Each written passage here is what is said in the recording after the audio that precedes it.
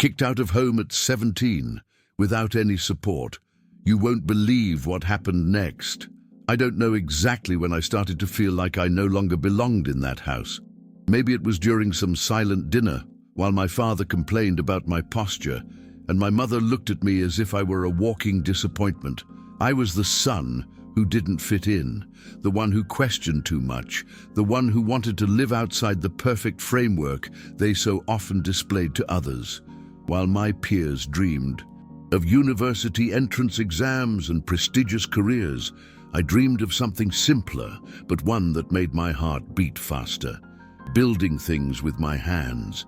I wanted to learn to work with wood, cement, tools, not out of rebellion, but because I felt alive doing it. But inside my home, the simple act of wanting to be different felt like an affront.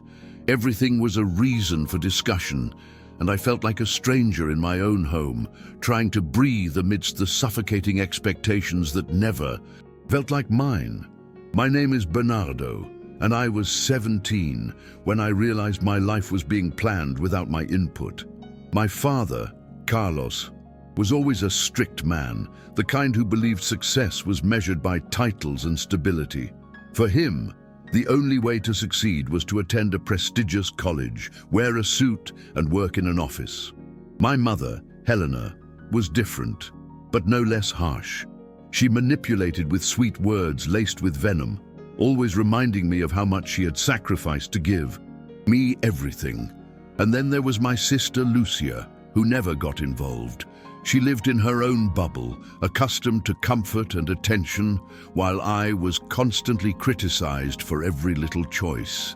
I was the problem, the one willing to take risks, the one who wouldn't accept the destiny laid out for me by others. My routine was a colorless cycle: school in the morning, prep school in the afternoon, fights at night. My father demanded results, my mother demanded behavior, and I tried to maintain my sanity. I studied out of obligation, not desire. I felt exhausted, empty, as if I were living someone else's life. Conversations at home always ended the same way: shouting, slamming doors, and that heavy silence that echoed in my chest. I tried to explain that my dream was to work in construction, to learn something practical, but they laughed as if it were a passing phase. "No one wins by getting their hands dirty, Bernardo," my father would say, and I swallowed my anger, trying to believe that maybe he knew more about life than I did. But the more I tried to fit in, the more I lost myself. It was in this whirlwind that I met Paolo, my best friend. He was different from everyone around me. He lived with his grandparents, worked part-time, and studied at night. He didn't have luxuries, but he had freedom, and that, for me, was everything. He listened to me without judgment, without trying to fix anything. One day, after seeing me angry about yet another fight at home, he said to me, "Dude, you don't have to prove anything to anyone. You just have to live your own way." These words echoed within me as a reminder that I had a choice. Paolo introduced me to a neighbor who did small construction jobs and invited me to help on the weekends. It was simple, heavy work, but every blow of the hammer made me feel alive. It was as if I was finally building something of my own, even if in secret. Those days became my refuge.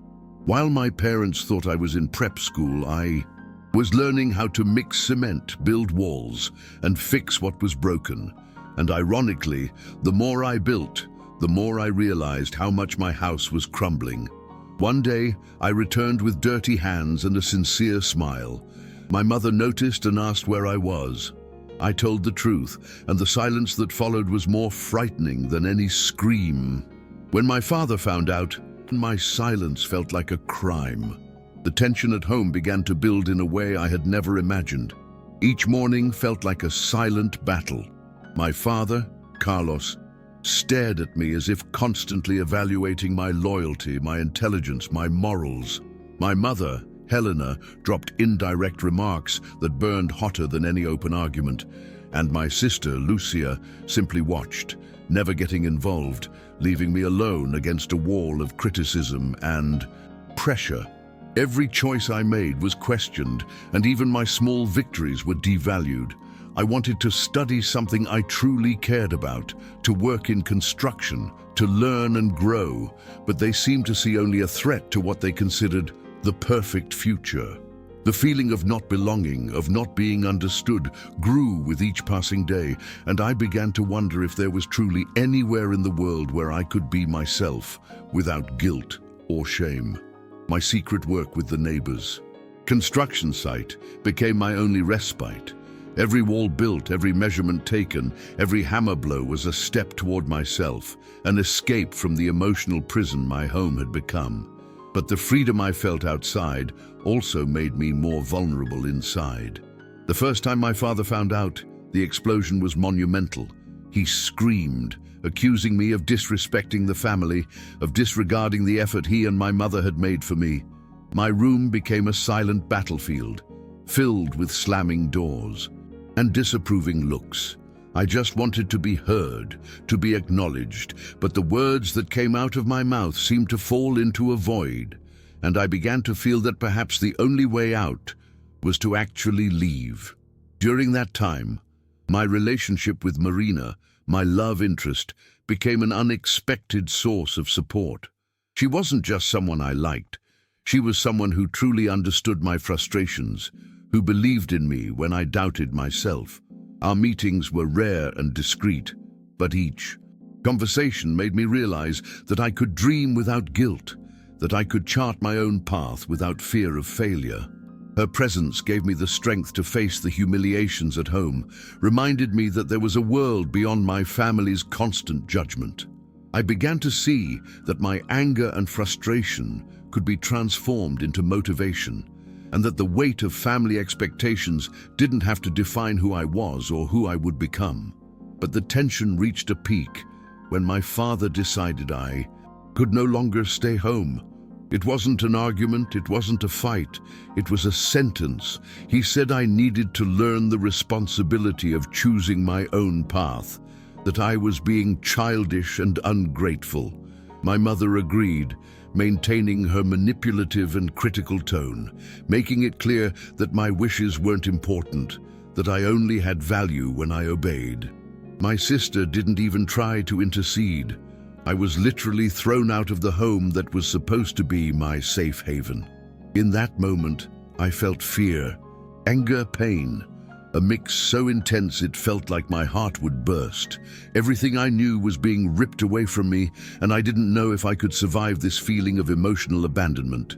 Alone, with my things packed, and a whole world of uncertainty ahead of me, I realized that this expulsion, though cruel, could also be the opportunity I needed.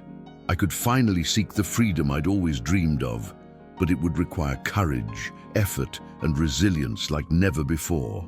It was at this point that I began to seriously reflect on my abilities, my talents, and what I truly wanted. Working in construction, which had previously been just an escape, began to become my life project. I needed to transform the pain of rejection into fuel to move forward. And even though I was afraid, a flame of determination began to burn within me, telling me that I could indeed rewrite my destiny. In the days following my expulsion, every step felt heavy. I carried my things, but mostly I carried the feeling of failure, the pain of rejection, and the fear of the unknown. My routine changed completely. Now I had to think about where to sleep, how to feed myself, how to support myself. The city, previously known only by the routes to school and prep school, became a new and intimidating territory. But there was one thing that didn't change: my determination not to give up. I remembered Paolo's words, who so often told me that I didn't need to prove anything to anyone. Every blow of the hammer, every brick laid in the work with the neighbor, now carried more weight than before. It wasn't just technical learning, it was the construction of my own value, my own path. It was also during this period that I got to know Donna Rosa better, our neighbor, a lady who always seemed to sense when something was wrong, even without hearing a word. She offered me simple but powerful advice. She spoke about patience, persistence, and listening to your heart even when everything seemed contrary. Sometimes she invited me for coffee. Other times, she just looked at me with that expression of someone who understands too much and judges too little. It was strange how such simple words could give me strength, but each piece of advice she gave became a small, emotional anchor. I needed these little anchors because alone, I often felt on the verge of giving up. Working with Mr. Jorge, my boss in my first formal job, also brought new challenges. He was demanding, but fair. Each task he gave me seemed to draw a roadmap to the independence I so desperately sought. There were moments of frustration when I didn't get something right, when I felt like I would fail, but he knew how to recognize effort and dedication. That taught me more than construction techniques. It taught me discipline, responsibility, and the value of persevering even when no one believes in you. Every time I received a compliment, no matter how small, I felt enormous relief. A confirmation that I could be someone worthwhile. Through it all, Marina remained my emotional refuge. Our conversations began to include more concrete plans, discussing dreams, considering technical courses, even construction projects we could develop together. She believed in me even when I doubted, and this faith was like a wind that pushed my courage forward. I began to realize that despite the pain of expulsion and abandonment, there were people who supported me, who saw my worth, and who were willing to walk with me toward what I truly wanted. This helped me realize that I didn't have to carry everything difficult alone. The intensity of loneliness and insecurity taught me lessons I never would have learned inside my parents' house. Every obstacle, every night of not knowing where to sleep, every moment I thought about giving up brought me closer to myself. I understood for the first time that overcoming pain isn't about ignoring it, but learning to walk with it, transforming it into fuel. My anger and frustration began to convert into motivation, and each step I took toward independence was a silent victory. I began to see that even if the world had rejected me in that moment, I could still create myself, build myself, and become someone I could respect and admire. Over time, I realized that each small achievement became gigantic compared to the difficulties I faced. Learning to fend for myself was painful, but liberating. Opening accounts, organizing my own finances, dealing with strangers, who were often as demanding as my parents, taught me responsibility in ways I never imagined. Waking up each morning without orders, making each decision without judgment, brought me a sense of autonomy that seemed impossible when I was still at home. Even when I missed the comforts of family, I understood that this discomfort was part of my growth. My relationship with Paolo and Marina strengthened during this period. They became more than friends or a girlfriend. They were pillars of support that reminded me of what I could achieve. Paolo always encouraged me not to give up, reminding me of all the times I had managed to deal with situations that were more difficult than they seemed. Marina supported me emotionally, but also helped me plan concrete steps for the future, always reminding me that there was no shame in starting small. Together, I felt less alone, less vulnerable. Their presence was crucial in preventing me from giving in to the despair that could easily have overtaken me. Learning to deal with my family's rejection was perhaps the greatest challenge. Every call I made to them, every occasional visit, reminded me of the emotional distance that existed. My mother remained critical, my father controlling, and my sister indifferent. But I began to realize that this rejection didn't have to define me. I could reconnect with myself, value my achievements, and pursue my path without depending on their approval. I understood that in order to grow, I needed to accept that some people can't or won't support us, and that this doesn't diminish our worth.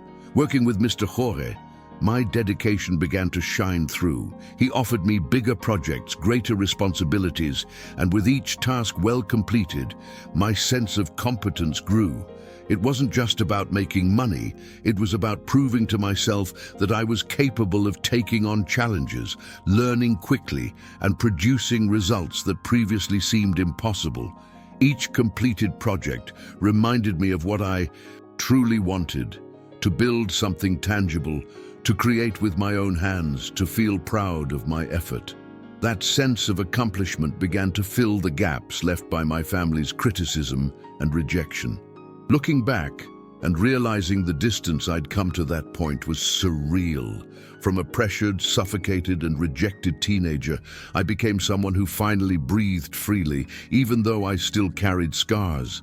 The pain of expulsion, the criticism, the family's indifference, all of it was transformed into fuel. I learned that life isn't about following other people's scripts, but about forging your own path, even when it's winding. And even though there were still moments of doubt and fear, I knew I had the strength and support to move forward, step by step, hammer by hammer, brick by brick, building not only projects but my own life. In the months that followed, I began to solidify my routine in ways I never imagined possible. Each day presented its own challenges: waking up early, planning what to do, dealing with clients and co-workers, learning new techniques, and coping with physical and emotional fatigue. But each achievement brought indescribable satisfaction. For the first time, I felt my life was in my hands, that my choices truly mattered, and that my efforts were producing tangible results. It was a sense of empowerment that nothing in the past had given me. Not good grades at school, not empty praise from my family. I was building not just concrete structures, but also my own emotional independence and self-esteem. My relationship with my parents never returned to its former state, but that didn't stop me from learning to deal with them in a healthy way. I understood that they had their own limitations and fears, and that control and criticism were manifestations of these. Instead of feeling defeated for not receiving approval, I learned to accept that not everyone can understand the path we choose for ourselves. Every conversation or encounter became an opportunity to affirm my own worth without needing their validation. This understanding was liberating and allowed me to move forward without holding grudges, but with awareness and maturity. The support of Paolo, Marina, and Donna Rosa continued to be essential. They reminded me daily that my journey had value, even when I doubted myself. Their encouragement helped me stay focused, invest in technical courses, improve my skills, and face unexpected challenges at work. I began to realize that true success isn't measured by the recognition of others, but by the ability to overcome obstacles, learn from them, and remain true to yourself. The confidence I was building within myself became my strongest foundation. Looking back today, I see that being expelled from my home was paradoxically the beginning of my true freedom. Every hardship, every night of uncertainty, every criticism that seemed overwhelming shaped me in ways nothing else could. I became resilient, independent, and capable of creating opportunities even in adverse circumstances. I learned that life isn't linear and that what seems like a disaster can turn into learning and growth.